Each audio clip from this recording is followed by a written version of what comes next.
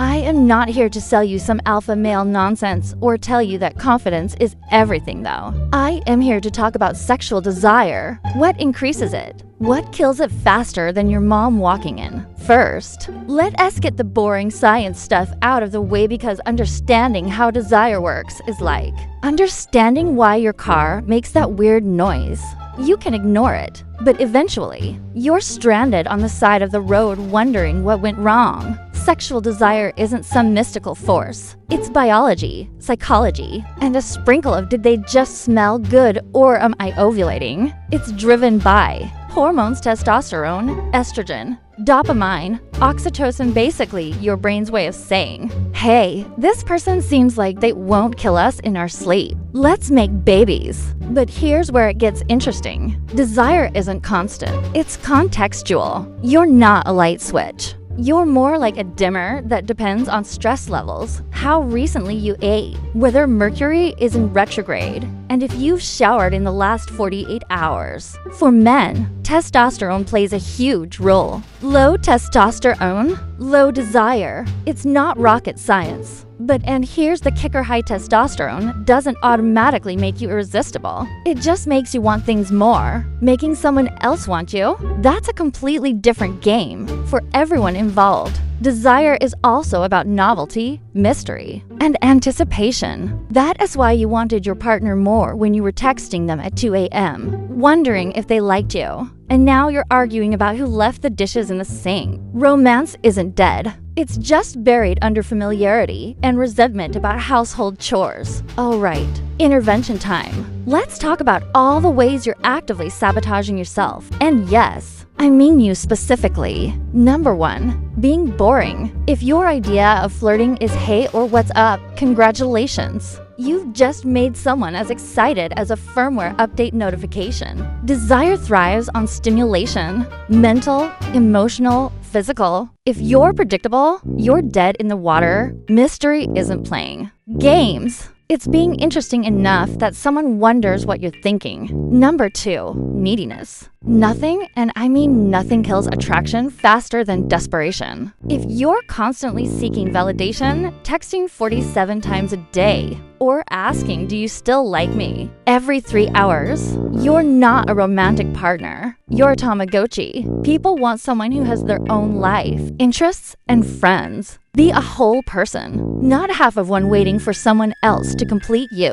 Number 3, poor hygiene. Look, I shouldn't have to say this, but since we were being brutally honest, if you smell like a gym bag that died in a sauna, no amount of confidence will save you.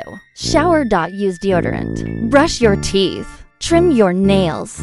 This is baseline adulting. You're not a wild animal, or if you are, at least be a clean wild animal. Number 4, being too available. I know. Just be yourself, sure. But if yourself is someone who drops everything the second they text, you're not desirable, you're a doormat. People want what they can't fully have. It's called scarcity principle. I'm not saying play hard to get. I'm saying have a life worth getting. Number 5, killing tension. Sexual tension is like a sofa that needs time to rise, and if you poke it too soon, it collapses. Stop rushing. Stop over-explaining your feelings. Stop asking where is this going on the second date. Let things breathe. Let the tension build. The anticipation is half the fun. Okay, now that I've thoroughly roasted you, let's talk about what actually works. Because despite what Instagram influencers tell you, there's no secret. There's just effort. And understanding human psychology, physical health matters a lot. You don't need abs like a Greek god. But you do need to not look like you've been marinating in pizza grease for the last decade. Exercise increases testosterone, improves blood flow, and releases endorphins, all things that boost your desire and make you more attractive. Plus, confidence from feeling good in your body, that's the real aphrodisiac. Also, sleep. Get some. Lack of sleep destroys libido faster than a we need to talk text. Your body can't prioritize reproduction when it's trying not to die from Exhaustion. Mental stimulation is foreplay. Here's a secret. The brain is the biggest erogenous zone. If you can make someone laugh, think, or feel something unexpected, you're already halfway there. Flirting isn't just physical, it's intellectual. Ask interesting questions. Share weird stories. Debate something stupid like whether a hot dog is a sandwich. Make their brain light up, and their body will follow. Create anticipation. Desire lives in the space between wanting and having. If you give everything away immediately emotionally, physically, conversationally, there's nothing left to chase. Leave them wanting more. End the date first. Don't reply instantly every time. Make plans and stick to them. Be the person they think about when you're not around. Touch, but not like a creep. Physical touch releases oxytocin, the bonding hormone. But I'm not talking about groping. I'm talking about subtle, deliberate touches. A hand on the small of their back. Brushing their arm when you laugh. Sitting close enough that your knees touch. It's about creating intimacy without being obvious. The key word, calibration. Read the room. If they pull away, back off. If they lean in, escalate slowly. Be present. Put your phone away. Make eye contact. Listen, actually listen. Not just wait for your turn to talk. People are so starved for genuine attention that when you give it,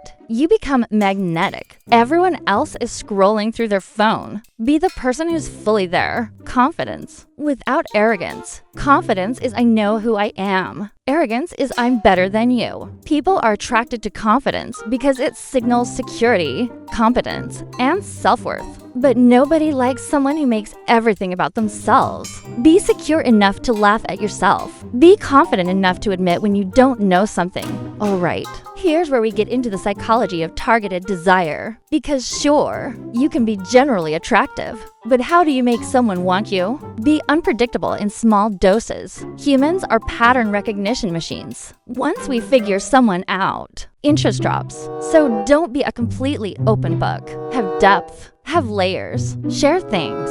Gradually. Mystery isn't lying, it's not revealing everything on day one. Create shared experiences. Dopamine bonds people. Novelty bonds people. Do something exciting together, rock climbing. A spontaneous road trip. Trying weird food. The adrenaline and newness create positive associations with you. You're not just another person, you're the person they had that crazy adventure with.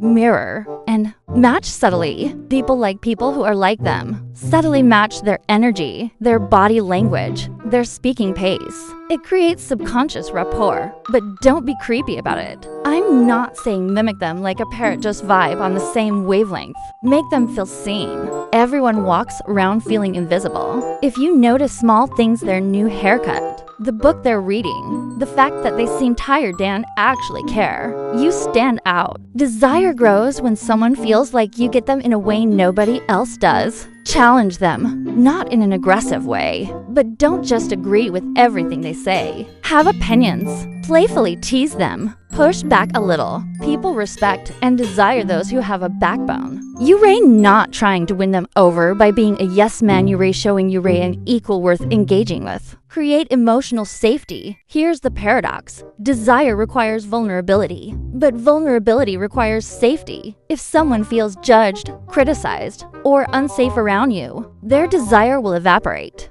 Be the person they can be themselves with. Don't mock their interests. Don't weaponize their insecurities. Be the safe place they want to return to. So you've got someone interested. Congrats. Now comes the hard part. Keeping that desire alive long term. Because let us be real, most relationships start hot and end up as two roommates who occasionally remember they used to have sex. Maintain polarity. In long-term relationships, people often become dissimilar. You finish each other's sentences. Merge friend groups. Wear matching pajamas. Cute, but also boring. Sexual desire requires difference: masculine, feminine, giver, receiver, pursuer, pursued. I'm not saying adhere to strict gender roles. I'm saying maintain some distinction. Have your own hobbies, your own friends, your own identity. Keep investing. When you stop dating your partner, they stop being your partner and start being your roommate. Date nights, surprise texts,